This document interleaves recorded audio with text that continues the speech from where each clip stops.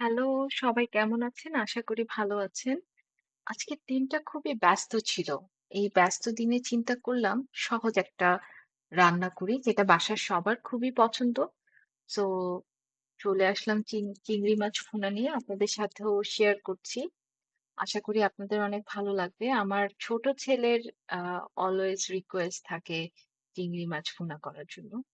মাছটাকে কেটে বেছে পরিষ্কার করে নিয়েছি ১ম এ। তারপর কিছুটা হলুদ গুঁড়ো, মরিচ গুঁড়ো দিয়ে আমি এটাকে হালকা করে ভেজে নিয়েছি। চিংড়ি মাছটাকে আমি খুব বেশিক্ষণ ভাজি না, তাহলে মাছটা শক্ত হয়ে যায়।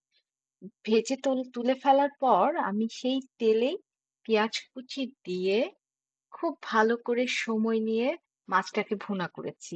একটু লবণ দিয়ে দিলাম। একটু লবণ দিয়ে এটাকে কিছুক্ষণ ভেজে আদা রসুন বাটা দেওয়ার পর আমি এটাতে টমেটো কুচি আর গুঁড়ো মসলার গুঁড়ো আপনি বাসায় যেটা খান সেটাই। খুবই সিম্পল করে রান্না করবেন, দেখবেন অসাধারণ খেতে হয়েছে। চিংড়ি মাছের ব্যাপারটা আমি বলব একটা জিনিসই দেখতে হয় আমাদের যেন মাছটা আমরা ওভারকুক করে না ফেলি। যদি আমরা মাছটাকে ওভারকুক করি তাহলে মাছটা খেতে শক্ত হয়ে যায়। আর আমাদের এই দেশে আসলে বাংলাদেশের মতো অত মজার চিংড়ি মাছ খেতে আ পাওয়া যায় না। আমার হাসব্যান্ড নরমালি এই দেশের চিংড়ি মাছ খুব একটা পছন্দ করে না। কিন্তু এই চিংড়ি মাছটার স্বাদ আমি বলব বাংলাদেশের চিংড়ি মাছের অনেকটাই কাছাকাছি। এটা ইকুয়েডরের চিংড়ি মাছ। আমি এই মাছটাই কিনে থাকি। সো এটাকে আমি বেশ সময় নিয়ে অল্প আঁচে ভুনা করেছি।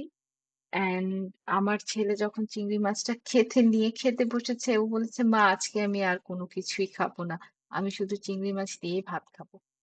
এটার সাথে আমি শেষে গার্নিশ হিসেবে একটু কাঁচামরিচ আর ধনিয়া পাতা দিয়েছি। আর ফ্রিজে থাকা আমার স্প্রিং অনিয়ন ছিল কিছু, ওটাও দিয়ে দিয়েছি। স্প্রিং অনিয়নের ফ্লেভারটা আমার কাছে খুব ভালো লাগে।